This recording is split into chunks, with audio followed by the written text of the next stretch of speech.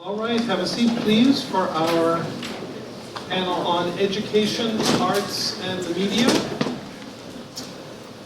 We have 4 speakers who will each talk to us for about 15 minutes, and then we'll hope to have some time for questions and dialogue at the end. Our first speaker, we're going to go in the order that's in the program. Our first speaker is Dr. Zung from Hamburg University Institute of History, Hanoi, on public universities of the RVN in the 1960s and 70s, and analysis of their academic elements. And Dr. Zung will speak to us from here. First of all, I would like to thank for Professor Wu and his working team to organize this workshop, and I had the chance to meet all of the distinguished professors and scholars here. So I will start my presentation. The Vietnam War has fought for English parties. It seems from the first day were fighting as even today, almost half century after it ended. This war is not forgotten and will be not forgotten because knowledge is consumed no matter whether it's called a civil war or a war of national liberation. The loss and tragedy of the war cannot be counted simply by tabulating animated figures of death, good or destroyed, but the enduring physical and mental pain which veterans, eyewitnesses, and just ordinary citizens have suffered over the last half a century. The war hindered Vietnam's national life and development and disrupted in the divisions and separations which stand until today. Despite of this, it is unfair to think of the RVN purely in the military image of a war, born from elections and founded on and supported by a model legal constitutions which endured 2 decades of existence from 1955 to 1975, without debating the ruling capability of these governments. Both the First and the Second Republics of Vietnam surely achieved much more than the operations of a war machine. The context of southern Vietnam in the late 1960s favored the impulse of the RVN leadership to assert more self-determinations in solving their international governmental affairs. Militarily, the withdrawal of American troops from southern Vietnam battlefield gave a better chance for ARVN to prove their fighting competence. Not limited to the military realm, the Vietnamization strategy were implemented in all phases of the Republic of Vietnam's rule. For the first time since its establishment, the RVN authorities conducted a comprehensive reform. Economic development plans focusing on land reform programs. The groundbreaking ideas of establishing export processing zones or short training costs for RVN administrative officials equip them better to win the hearts and minds of the people. Certainly, the development of cultural and educational institutions were not a peripheral issue for the Republic as a project of nation building. Among variety of nation building structures, which were central to the Republic of Vietnam, this paper attempts to highlight the systems and activities of higher education in the RVN, particularly as seen in the academic elements of National University in Saigon, Huế, and Cần Thơ, changing from admission processes, curricular applications to examinations and accreditation. In doing so, a close look at the RVN administrative efforts to advance their regime is expected to proceed in this paper. It should be noted that higher education was a new term for Vietnamese people. Even in the 20th century, pre-1955, there was only a single branch of the Indo-Chinese University located in Saigon, rather than an independent institutions of higher learning. After temporary divisions, Saigon of Vietnam as a result of Geneva Accords in 1954. The first full-fledged university were established in southern Vietnam, namely the National University, also known as the University of Saigon. The neophyte nature of institutions is undeniable, but Aryan educators and administrators make their best endeavors to advance their higher education. In the short course of their existence, the Aryan University attained critical achievements on the path to upholding universal standards of university operations and serving national level requirements. A look at the Aryan Public University academic elements give an indication of how far they had gone on the path of developing from scratch a modern higher education system to when the events of the 1975 befell them. Thus, 2 decades from higher education, expected depended inextricably on France from teaching staff, instructional languages, methods to curriculum. It is no overestimation to say that for the Aryan in the 1960s and the 1970s were the university glory days. In working to be a self-sufficient republic, they equip their citizens with specific capabilities, which allow them to take their countries forward in the future with the modern concepts and technologies. Public university promoted such a paradigm by being stricter in giving admissions to candidates in fields considered critical to the long-term development of national, including medicine, pedagogy, agriculture, and science. Entrance exams were not only check and challenge for students, the student performance continuing to scrutinize throughout their durations of study. The high drop rate from year to year in Aryan universities illustrates how much administrators and educators care about the quality of their graduates and their seriousness in trying to attract universal standards for a higher education system. Among 3 public universities, the University of Saigon, as the earliest establishment and the main recipient of government funding, seems to have operated most comprehensively with more affiliated schools and maximize the diversity in training offered.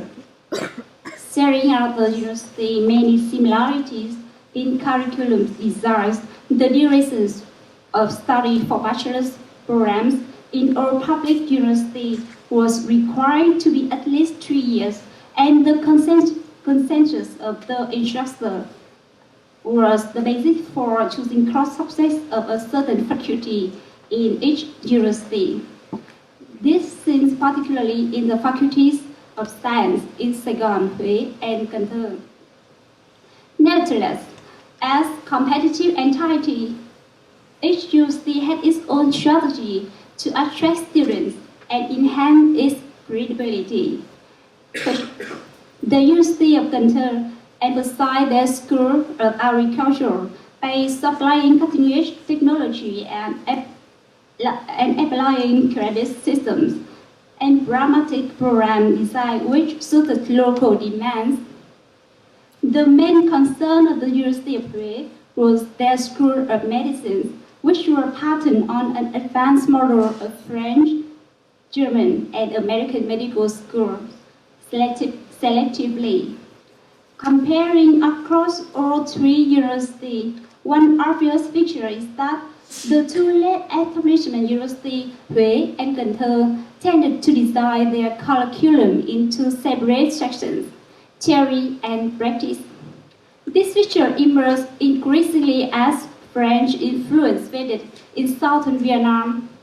In contrast with the case of the University of Saigon, where had a long-term influence from French, the modern The model persisted even well after the infusions of American expertise and knowledge in the mid and late 1960s.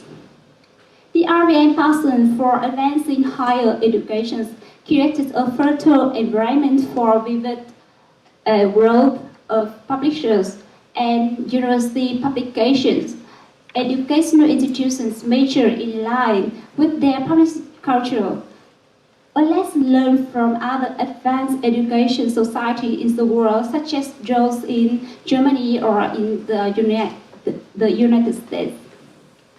To not remain isolatedly, to update the new research results as they become available, to publicize new program achievements. Publishing was the best way for RBN to build the effective network and connection to other educational institutions. Anyone who doubts the prowess of the RBN University and the competence of their educators is compelled to reconsider about seeing huge number of valuable works written, translated, and published by Republican educators during their short tenure in the 1960s and the 1970s. The unity and the diversity inherent in the RBN higher education system are visible also in the examinations and accreditation process of the public university in Saigon, Huế, and Cần Thơ. Many RBN educators emphasize broadly that under Republican regime practice stay outside of the doors of their university and schools, in which professors were free to evaluate their student performance based their efforts and competence, rather than pressure from applied administrators.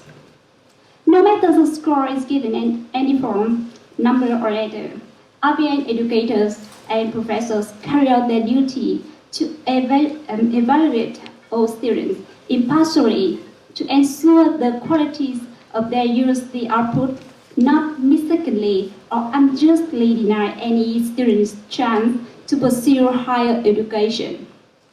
To some extent, the features of the RBN's public university reflect the larger aspirational nature of the Republic of Vietnam in its last years. Education was the key driver, tasked with the forming future citizens and constructing the image and the reality of the Republic of Vietnam as a modern and developing nation. That is the one republic dedicated to pursue the aspirations of the people. One republic which acknowledges and assesses all its inherent similarities and differences. One republic which acknowledges both the university, the unity, and the diversity to be achieved on the path to development. The unprecedented minds of the Republican teachers and professors in adopting successful educational models, which were considered to be appropriate to their needs, were critical to the success of the RBN authorities. Despite their sincere intentions and best efforts, the idea of the Republican educational infrastructures envisioned in the 1960s and the 1970s had no chance to be realized. The regime's finally collapse was a reality which could not be avoided, and it illustrates the flaws of the Republic of Vietnam in its ruling processes. Nevertheless, their lack of success as they were overcome by greater events should not be a pretext to deny the RBN's many attempts and successes in the course of its 20th century existence. Thank you. Thank you. Our next speaker is Professor Olga Dror from Texas A&M University, and she will give her title for her presentation. Okay, so I will be talking today about raising youth in South Vietnam. It is based on my book that came out from Cambridge University Press in 2018, back into Vietnam's war and youth identities, 1965 to 1975. But in fact, I start talking about raising youth from 1955 in the book, and even a little bit from the colonial period. In my book, I include the territories of South Vietnam, North Vietnam, and I also include the territories that were controlled by the National Liberation Front. So, talking about how young Vietnamese were raised in South Vietnam, it is inevitable to compare it a little bit to how they were raised in North Vietnam. And in my book, in my project, I concentrated on young people from the age of 6 to the age of 17, so I don't deal with university students. And I mainly focus on the visions that the adults wanted to transmit to the younger generations, of what kind of country they wanted to bequest to their young ones. So let's first look at the North. This is a very cute cartoon that I found in the Pioneer newspaper. I'm a year older, already several centimeters taller. Soon I will join the army to fight Americans until they turn their tail and flee. So it's a very important cartoon in a sense, because it shows to what people in North Vietnam, in the Democratic Republic of Vietnam, were preparing their young ones. At the same time, more or less, in South Vietnam, in the journal, there was a story, like a joke, an anecdote, that students had to write in the classroom what branch of the military forces they would like to serve. And one of the students turned in a blank sheet of paper, and when the teacher asked why, he said, "I hope that by the time I'm 18, there won't be war anymore." So it's very different what they were raised up for.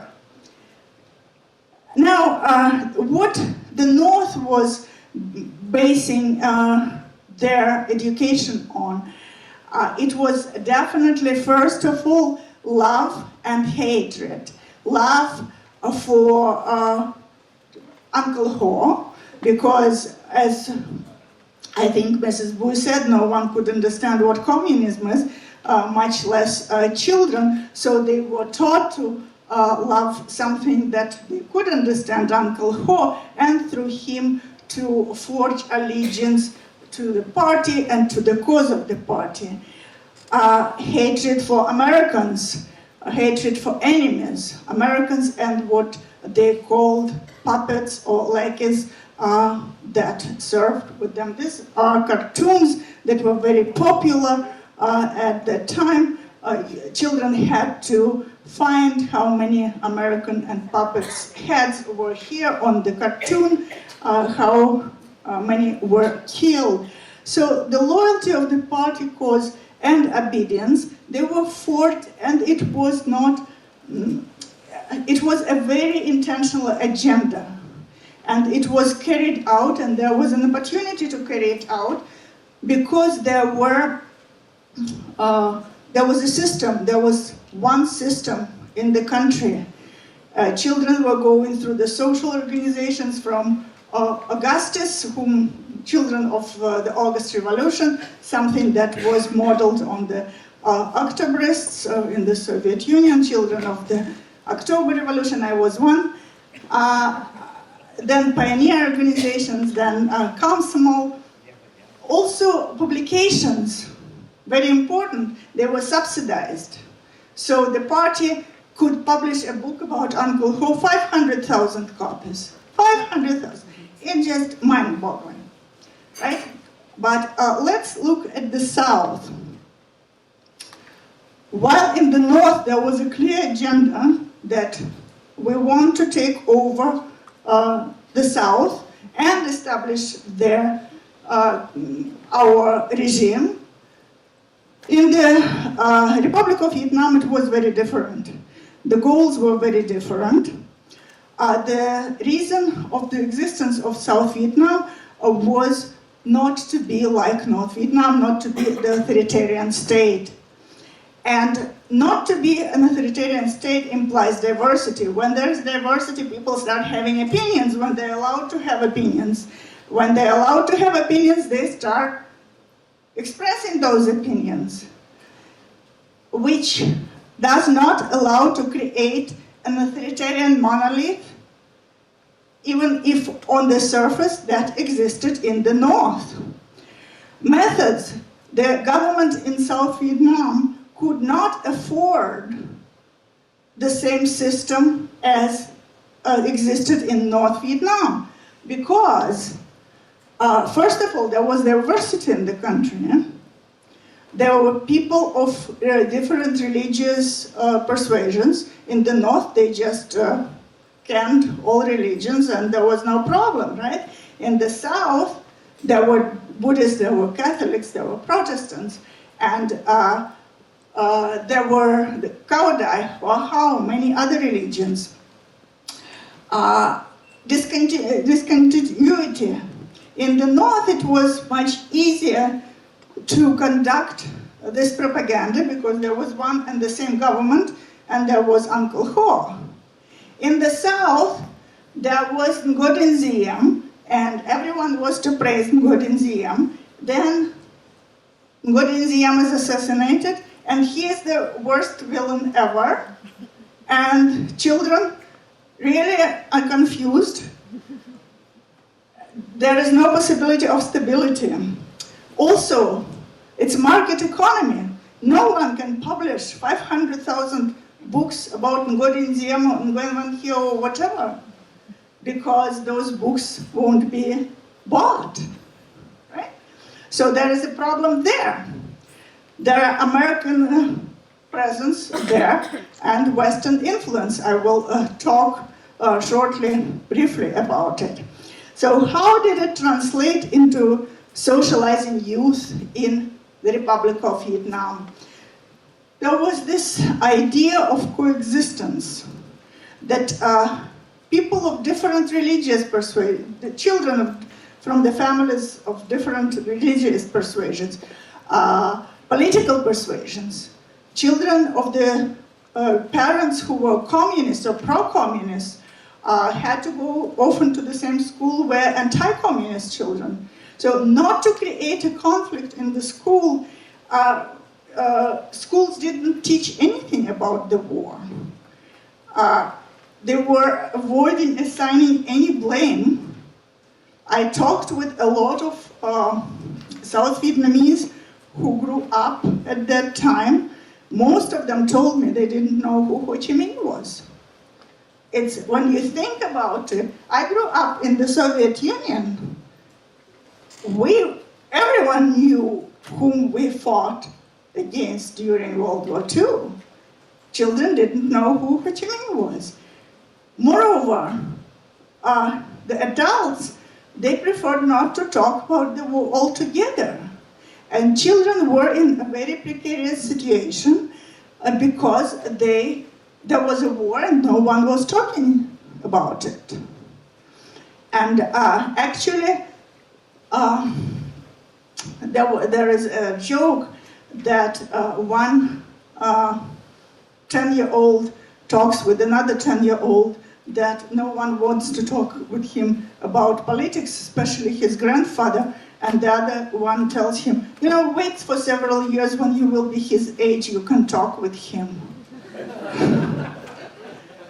So the presence of Americans also brings another point, that is a lot of Vietnamese start, instead of being afraid of communism, they start being afraid of losing Vietnamese-ness. And they start to drum up Confucianism, Home Kings have a huge comeback, and traditional religion. But at the same time, South Vietnam the youth of South Vietnam is a very important and active part of the global 60s. And there are hippies, and there are music festivals which Jason will talk soon about. And people, adults, they don't really know. They argue about, is it okay or is it not okay? For example, at that time, there was a huge discussion in the Swedes. They make a movie, I'm Curious and then I'm Curious Blue, which are pornography, like pure pornography. And they are banned in the United States and allowed in Europe. In Europe, because it's such a trashy movie, no one goes. In the States, everyone goes because it's banned. So the Vietnamese saying, the more ban hippies and rock, the more they will want to do it. Let them do it, because this is how they find their ways. At the territories of the NLF at that time, there is a very different situation, because the DRV government is very actively participating in educational system in the NLF. They're the ones who produce materials. They have a huge dilemma that I didn't actually know about until I started working on this. They are talking about whether to extend schools like from the grade 5 to grade 8 or not. Because on the one hand, if we don't extend, then parents might want to send their children to the enemy. But if we extend, then we take these children out of the potential pool to go to war. And it's scary and disturbing.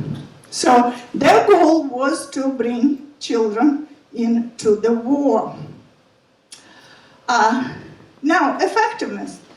And this is a very important part. The South did not have intentional policy because it could not have of its diversity, market policy, and because they wanted to raise children that were not subjected to this dictatorial system. It was good as an idea. It was actually bad in the time of the war, because they had different goals in raising, they had different goals in raising youth and different reactions. The South was raising the young people for peace. The North was raising them for the war. And they were successful at this. The thing is that it turned out that the strategy was very bad after the war, and they were not prepared to live in a new society. The South didn't have this opportunity because they had people, but did not have the chance to implement it.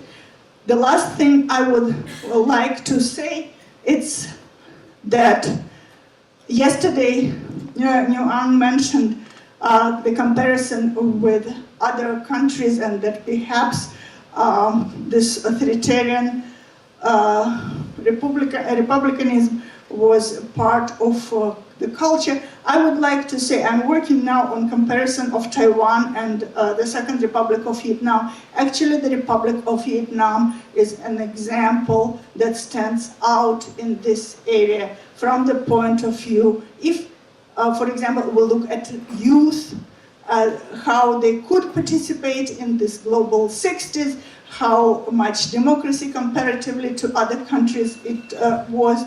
Certainly it was not a completely democratic country, But the question for me is, the most interesting question is why the United States was so much pressing South Vietnam to do what they did not and would not do, and allowed South Korea or Taiwan to live under authoritarian regimes that eventually evolved into what now we have as democracies. Thank you.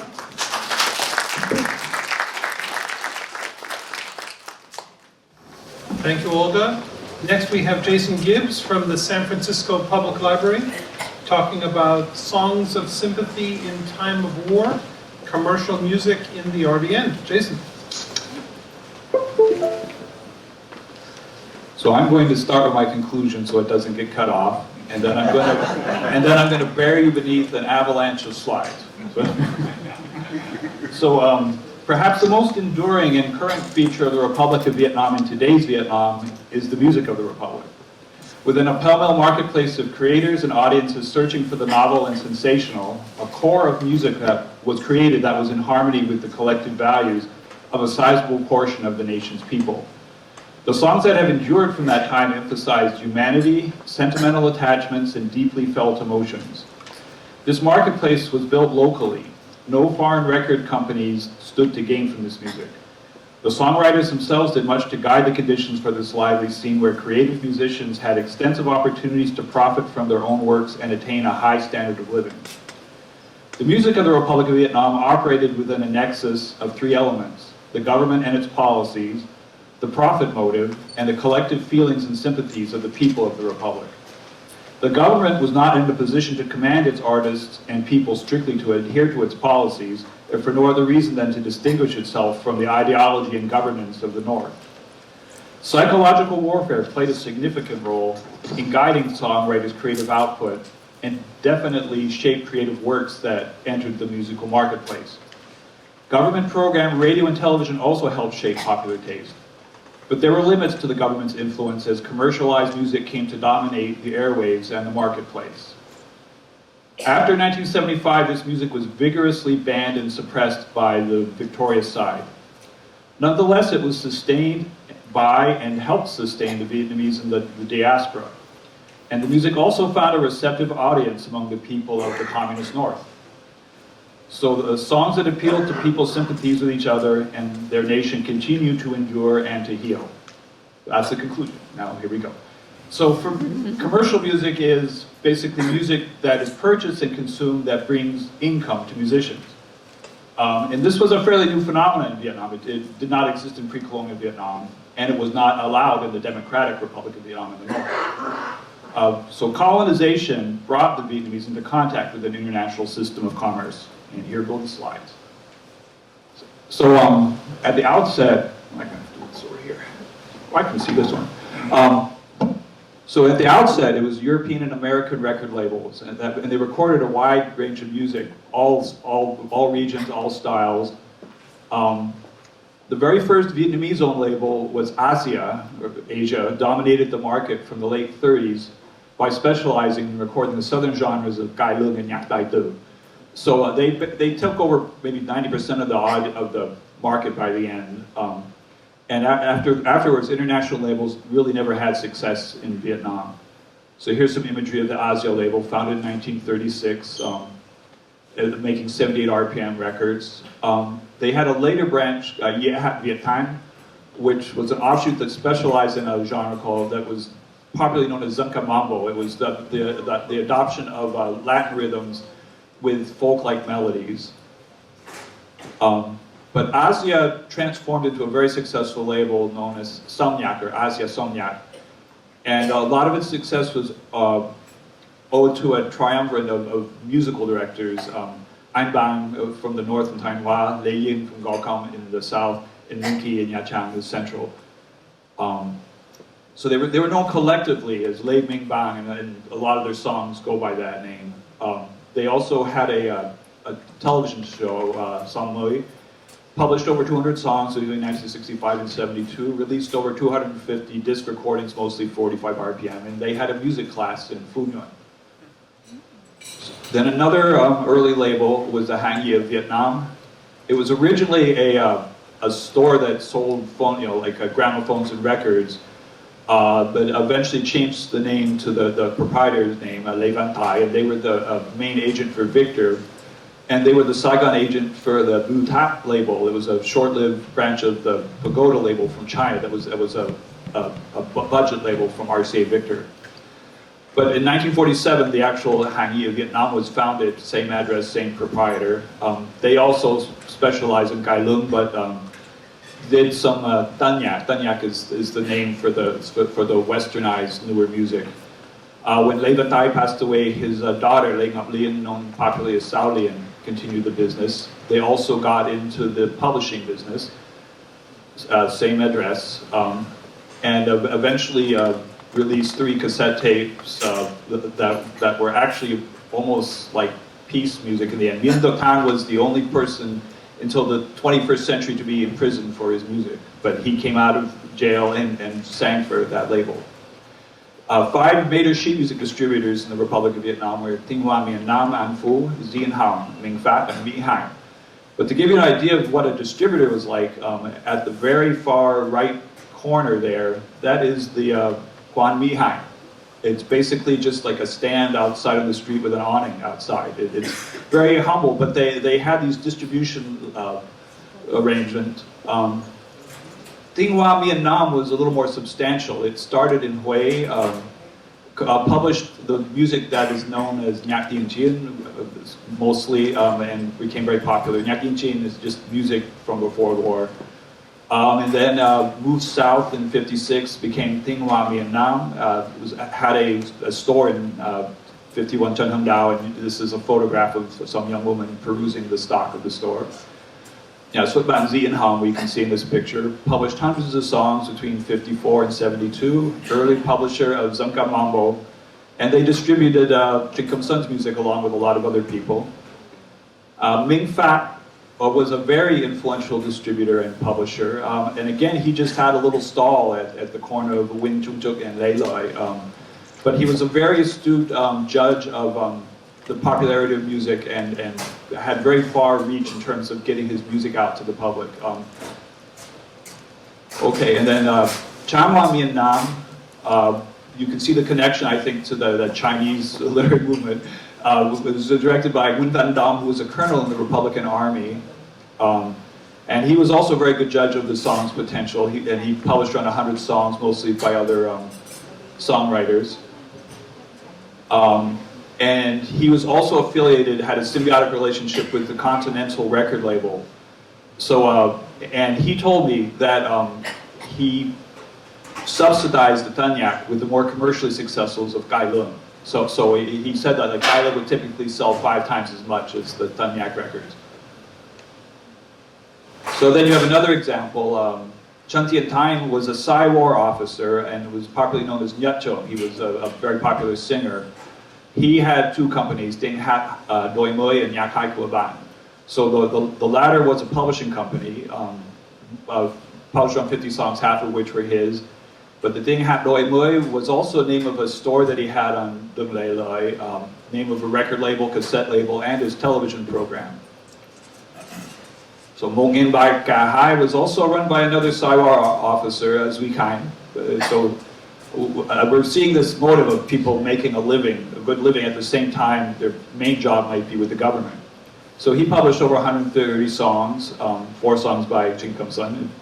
Had a record label and a cassette label called Chung Sun. So this is the broadcast schedule in 1961 of the cultural program on the Dai Tinh Noi Nước Việt Nam Cộng Hòa, which was sometimes known as Dai Saigon or Dai Quốc gia. And that station, throughout its history, had the directors were always Northerners, and a lot of the people doing the censorship were also Northerners. And they featured a fair amount of Northern programming, Cheo, folk song, but there's some music from other regions, and the actual most popular programs were the live Cải Lương performances on Saturday nights and singing contests on Sunday morning. The way that they ran it, it was public broadcasting. The government owned it, no commercials, but they basically delegated out time slots to various people, often band leaders, and within certain constraints of censorship were able to program as they wished. So this is just an example. The Samhong Band led by Mai Chung on Armed Forces Radio. He announces that he presents contemporary sentimental songs through the youngest outstanding voices of today, and he mentions all young women. So it's you know, that's the attraction. And the Chung Sun Band, Zui Kain, has the youngest, most likable voices. So that you see they have like 40-minute slots once a week maybe. And then television was introduced in 1966, and initially the broadcasts were limited to 3 hours a night. So we see on July 22nd, there's a beauty pageant and a Kai Lung play. On July 23rd, there's a talent show and a music program that was probably lip sync. That's an early distinguishing feature, is the lip syncing. But this is the one show that people tell me was not lip sync. Huang Chang was played the Nyak Dien Chien, the sort of more classically based songs, and so it was sort of a more elegant program on the television.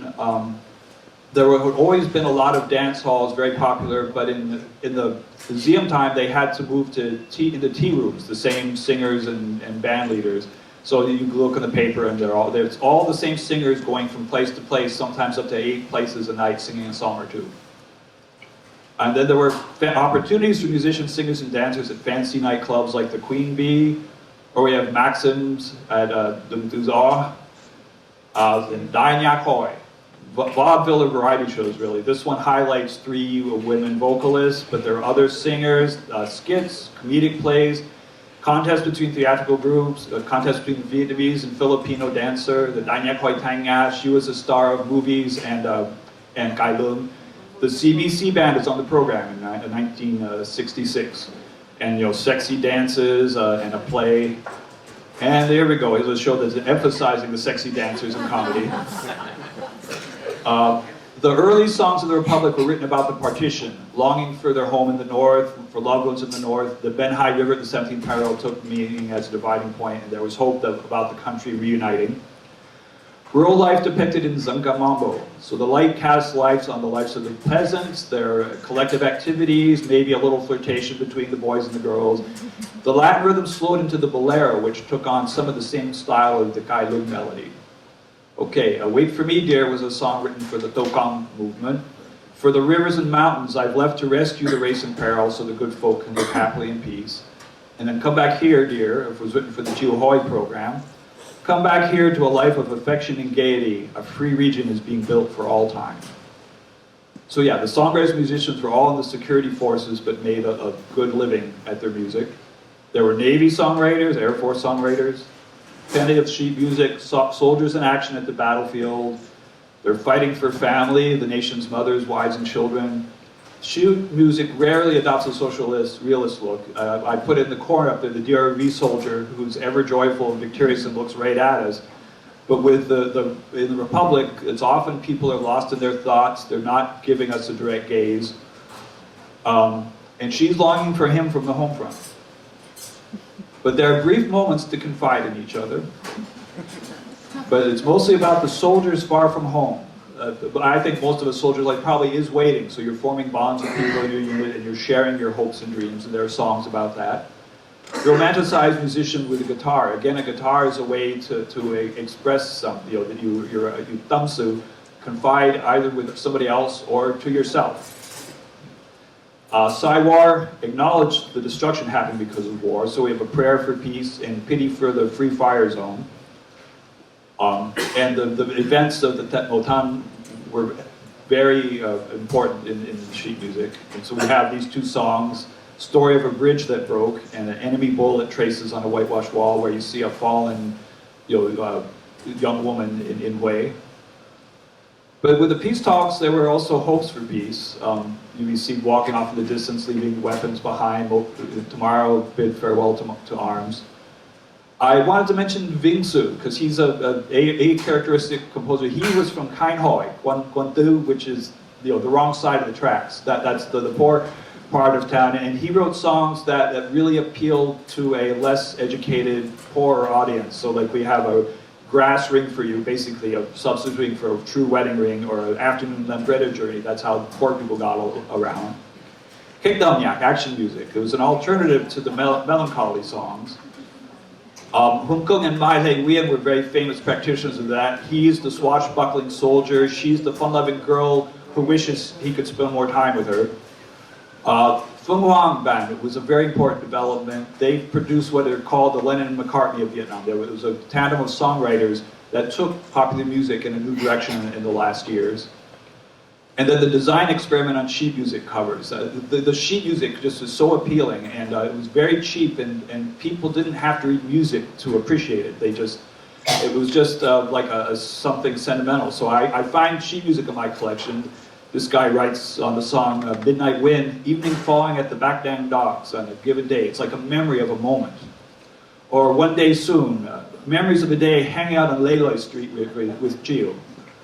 Or Vung Choi Vamao, the sky in your blouse, longing for a girl from the Da region. So, and then cassette tapes. Am I done?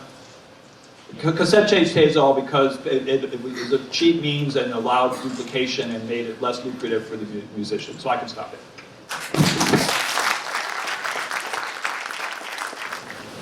All right, thank you, Jason. And now we have Mr. Nya talking about press freedom in the RVN, 1955 to 1975, constraints and excesses. And I'll turn it over to Eugene.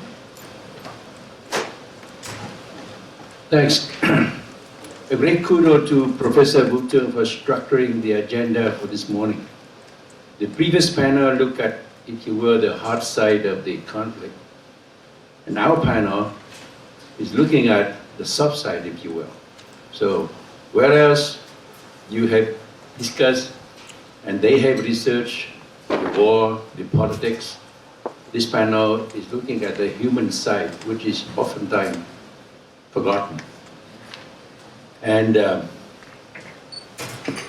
while I recognize most of what the previous panel said about my country, and that you have researched and drawn conclusion from, I would love at another time to offer other viewpoints on issues, what shaped the war, what caused unrest, and above all, the overarching how the people lived through the war.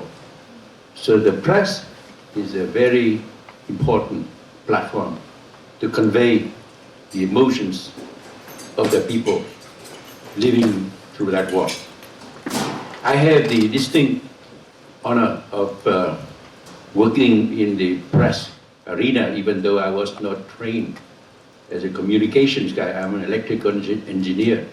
And I told Dr. David Prentice that I wish I had known him earlier in the 1960s. I would have changed to political science. But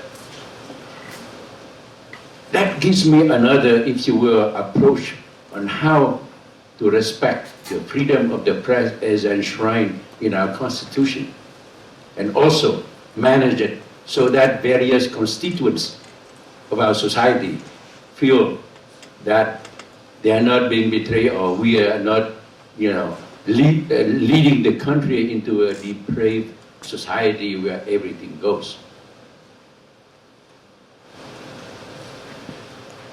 I want to take you through the evolution of the press in Vietnam, not so much from the French colonial days, because our press started more than 160 years ago with the publication of the very first Vietnamese newspaper in Vietnamese language called Gia Đình Thời Báo by the very famous erudite Trương Vinh Kích.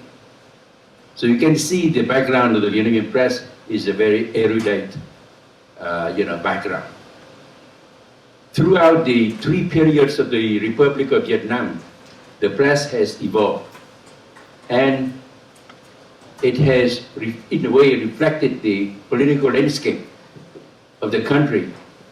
It changed from mere mouthpiece of the regime in the First Republic to anything goes during the interregnum period, unto some form of structured platform to convey the emotions of the people in the Second Republic.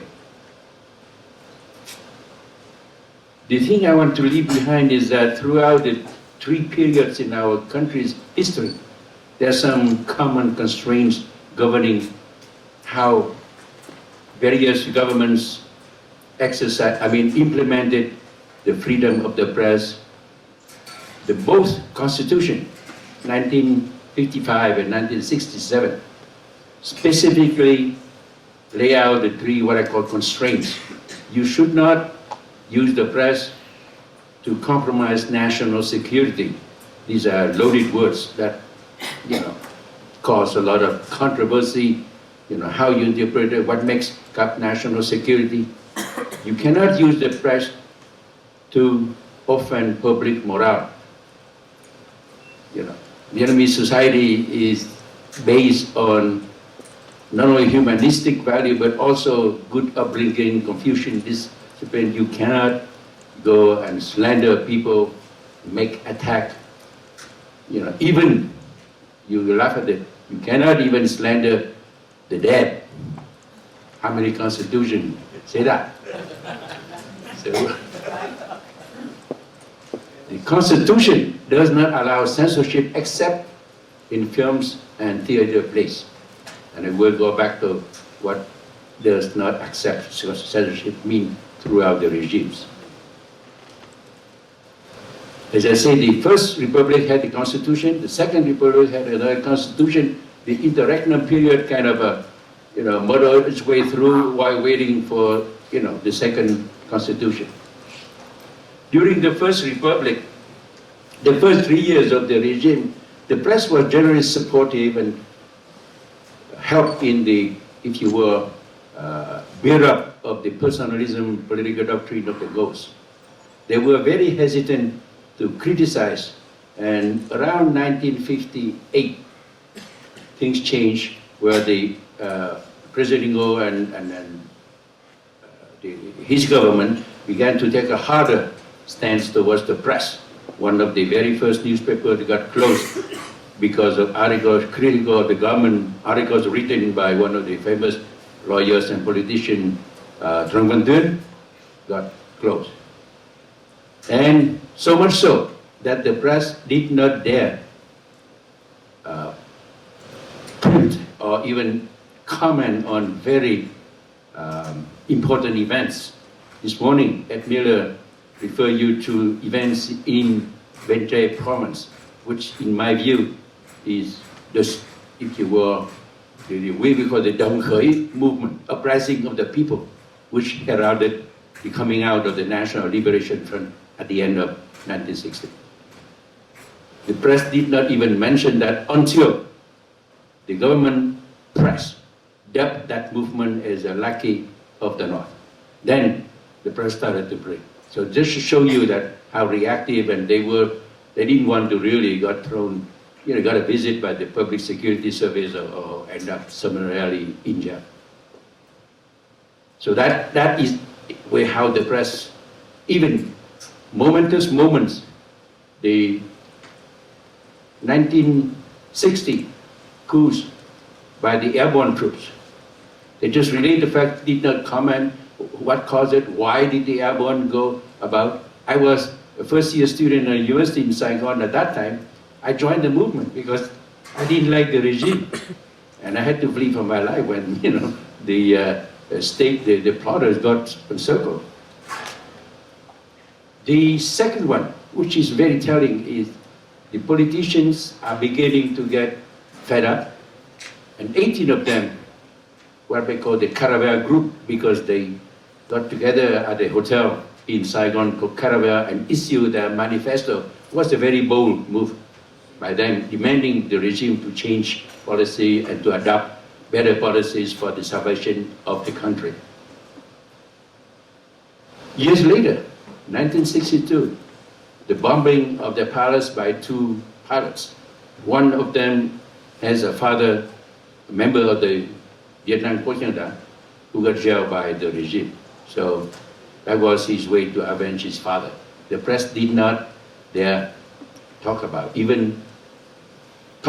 Caravel group until Mr. Golden New called it a tea room or a parlor type of group. very sarcastic comment to a very important political development of the country.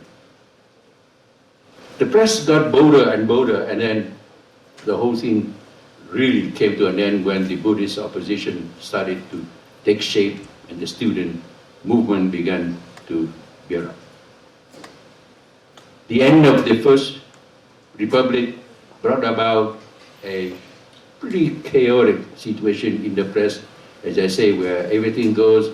The generals were trying to curl the favors of the press by letting them go easy, and that was when we have a literal explosion in the number of newspapers. I could classify them into three types. The one type that kind of espoused the platform of certain individuals, certain generals. There's another one which is the mouthpiece of political groups, religious groups. And the third is strictly commercial. I mean, printing stories that are of dubious source, but most important, pretty morbid sexual content, just to sell newspapers. So the government, especially the general, when the general took over and had the government with Mr. Key as a prime minister, tried to put some order in there and then took administrative measures to so-called control the press. You know, the availability of the newsprint and the coverage as determined by the press council, an independent body, non-governmental, and also impose fines when you violate, but nobody pays those fines. So pretty soon it became kind of a laughing issue. The important thing here I want to mention is that the foreign press started to have an impact in the war. So as you recall, the 1965, what I call the Americanization of the war, slowly, crawling into what I call the de-Americanization of the war and the Americanization of the peace negotiations, brought about an influx of journalists from about 2000s in 1964 to almost 600 fully accredited from the US, from the other 5 nations that participate in the war, showing the flag program of President Johnson, to other individuals, freelancers, researchers. So you could see the situation that I stepped into when I joined the government in 1967. At that time, the president wanted to make sure that we have a correct press, serious one, and not one that really goes on for commercial purposes. So in December of 1969, the National Assembly passed the first press law, because 1969, 69 is a year. That law was later amended by Law 0772. And the Law 0772 was on account of the deteriorating, of the 1972 communist attacks throughout the 3 military regions, and the emergency powers that President Thieu had asked for to deal with the situation. Remember, 1972, President Park Chung-hee declared martial law in South Korea. In South Vietnam, President Thieu asked the National Assembly for emergency power, just as they, try to follow a very truly democratic process in running the country. And one of the measures was to amend the press law to make it more, if you will, a serious press to serve the interest not only of the government, but also to convey the aspirations of the people through their elected people. The law has two controversial features that were created quite a big uproar in the press, mainly to restrict the persons who could publish and avoid those people who publish for the sake of publish and then buy newsprint and sell on a black marketplace.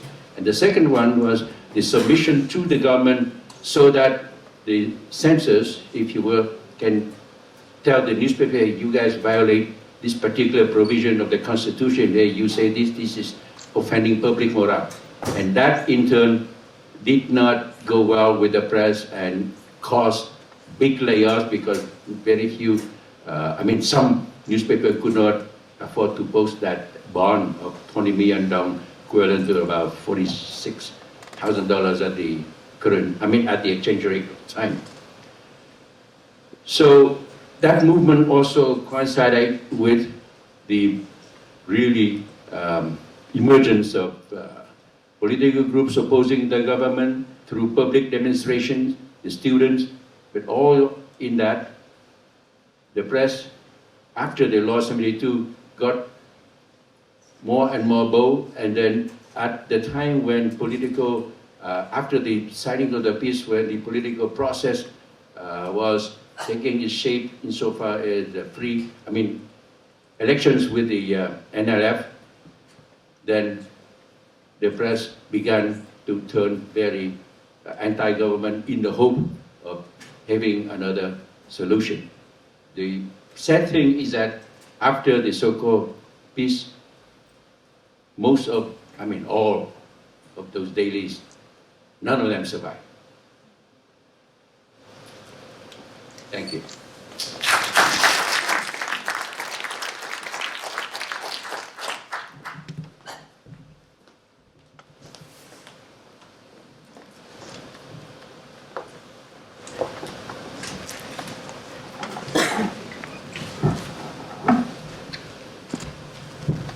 Thank you very much, Mr. Ya.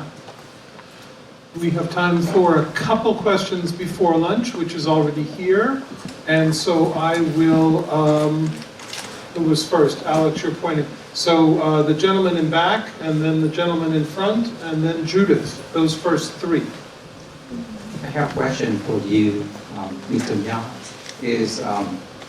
Sometimes we are looking for horses.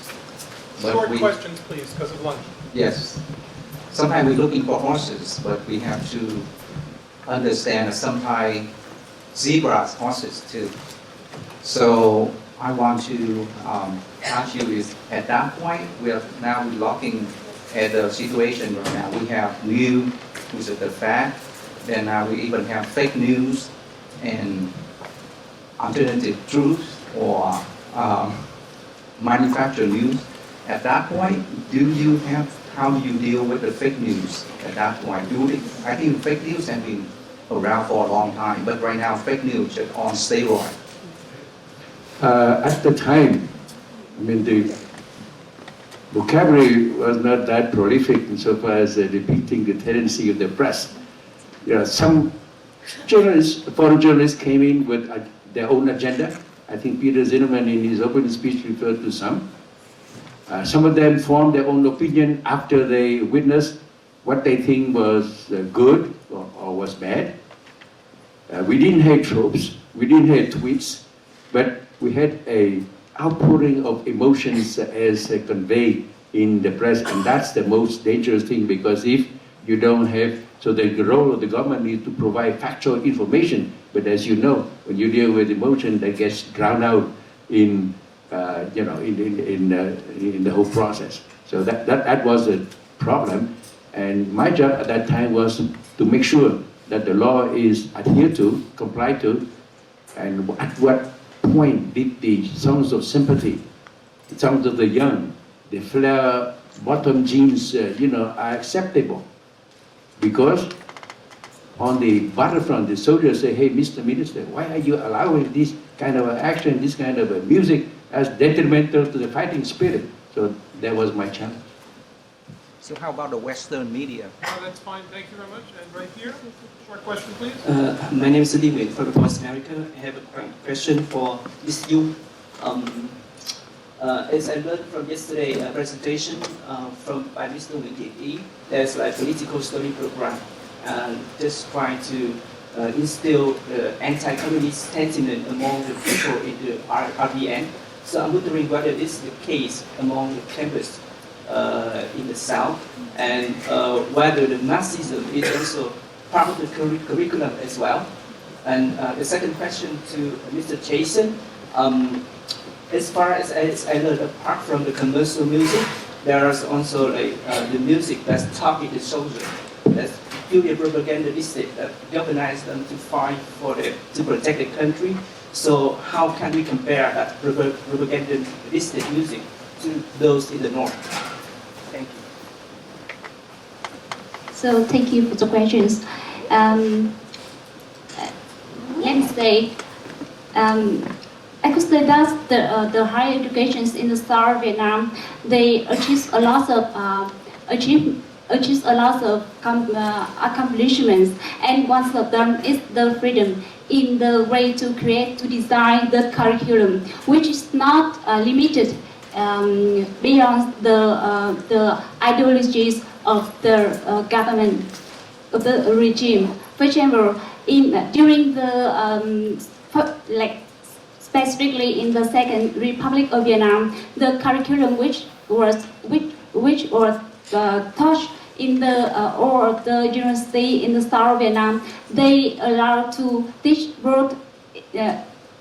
Let me say for Marxism, like you said, they allow to teach all of the philosophies or the ideologies. It's not like it is not like because of the government follow the capitalism, for example, so they don't allow to talk about it. So like the student, the professors is like freely and is freely to adjust or like the how can I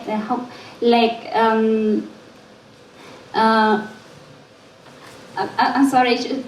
I would like to make it in the order. Like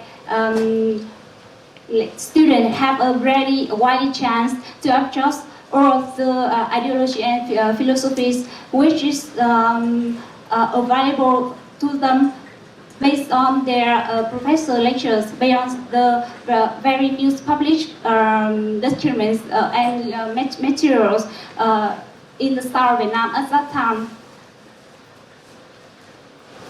Thank you, Jason. It's actually kind of a difficult question because my research is based on the artifacts, and basically to be an artifact you have to be commercially popular, and the more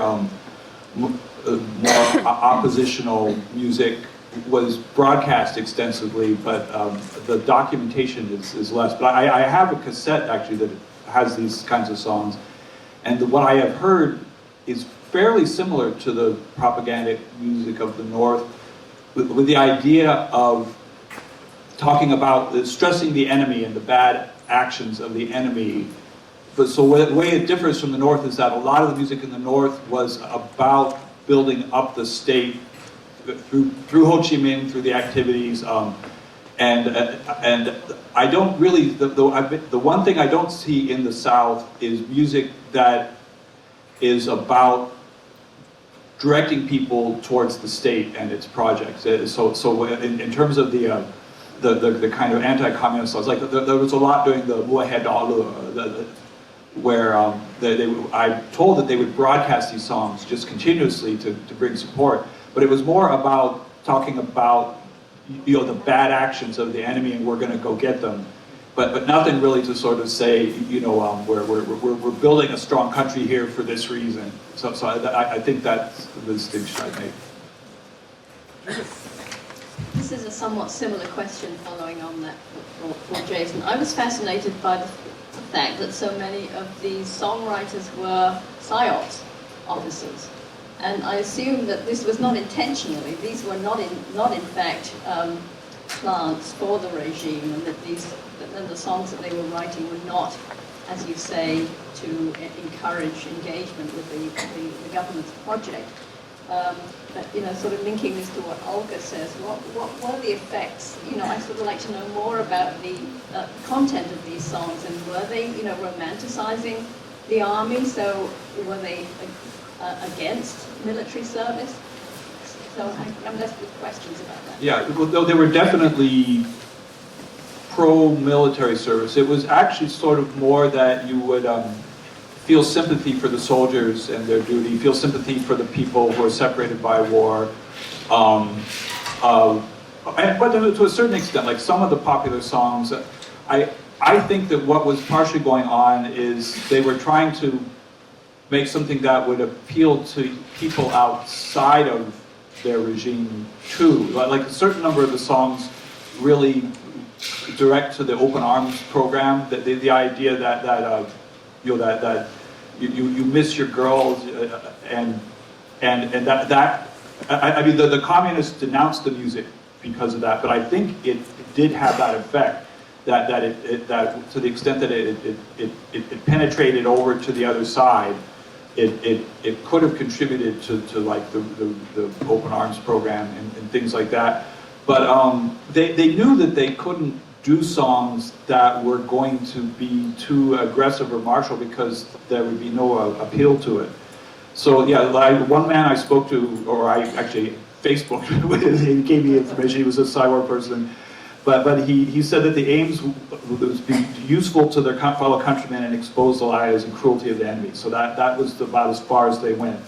So they would portray the song, the soldiers facing hardship, but they're faithful to their loved ones and to their country. So that is primarily how the Saiwar worked, at least in the Second Republic. The First Republic, actually, they took much more of an approach that was like what they did in the Communist North, where they would have these troops that would go out and propagandize with bullhorns and things like that.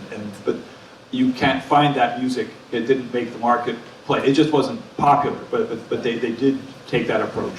Jason, let me give another take on Judith. Judith remarked that most of those famous songs are from Saiwar officers. In the Second Republic, with the general draft, the men have to do military service. So artists, singers usually end up in the Saiwar department of the army. That's their tone. On the civilian side, they also join my ministry not as a cadre, but as contributors. But the important thing is that we did not ask them to write a song to praise President Thieu as the First Republic had a song to praise President Diep. No, we didn't do that. We thought it was rather ridiculous. So we gave room. At night, they went home and they wrote songs about, their lovers, as Jason beautifully portrayed. It just human emotion, and that's why I say the south side of the Vietnam War. Artists still quoted. Hippie movement was still going on, as Olga referred to in her book. The person with the mic, and then I think and then was Peter, did I see your hand up? Or? I could ask a question. So you, and then back to Peter. Yep. My question is for Mr. Huang Yan, and I want to emphasize that my question doesn't come from my research, it just comes out of stories I heard growing up. So I grew up in a family of journalists, and one of the things they often talked about was precisely that law that required newspaper owners, I believe, to have this very large deposit. Because the newspaper industry, or newspaper business, was financially precarious, so asking anyone to have that deposit is an indirect form of censorship in their eyes. And the rumor that was always said is the newspapers that managed to survive were people who secretly got money from the CIA. And therefore, this system was a way of making an appearance of having freedom of press without actually allowing full freedom of press. So I just wanted you to comment on that rumor. I just want to emphasize again, I didn't find this in the archives, it's just a rumor that I heard. Thanks, Nguyen. I mean, if Ed Miller and Sean and David Prentice are still finding challenging to get facts and interpret those facts in their research, it's even more difficult to look at the press without the context and practice of press freedom. The provision you referred to was designed in a way to make what I call a responsible press and not have somebody, I have a degree in journalism from Timbuktu University, I'm going to put our press, and all I look for is some lurid tales of sex or whatever. Okay? So that was designed to do that. Number one. Number two, as I referred to in the previous law, there were fines if the newspapers have articles that violate the Constitution, not the press. But when the case was brought to court, Nobody pays. There was no enforcement mechanism. So this interest-bearing bond that publishers now had to post is a way for the government to say, if the court say, hey, you, Mr. Newspaper, you violate that, so I impose a fine of $10,000. So the government just went to the bond and cashed it, 10,000. Conversely, if the court sided in favor of the press, the government has to pay. So that was that. But to the point of saying that out of I had the statistics that even though with a new provision, 17 Vietnamese dailies survived, 11 Chinese, 1 French, 1 English. Those people had the money, you see, and out of the 17 dailies, 4 are from the opposition, big opposition. I don't think they would love to know that you guys got money from, the 3-letter agency. All right, Peter, and then the lady over here, and then we'll see if there's any more time. It seems to me it's a little bit conventional wisdom that the kind of thing that Jason's looking at and the kind of thing that Olga's looking at, music and child rearing, it's conventional wisdom that differences in those things during the war gave the North an advantage over the South in terms of the outcome of the war. I'm not sure if it's true, but many, many people have told me that. And I'm wondering, this is actually a question for Nha. Was there a sense of that during the war? Were people aware, or were people, were they wondering during the war if our culture, our music, and our education were something that disadvantaged us in this competition with the North, and we need to do something about it? Thanks, Peter. I think that's a very important question and a way to look at the influence of education and also of the press on the people and their reaction, attitude towards the war.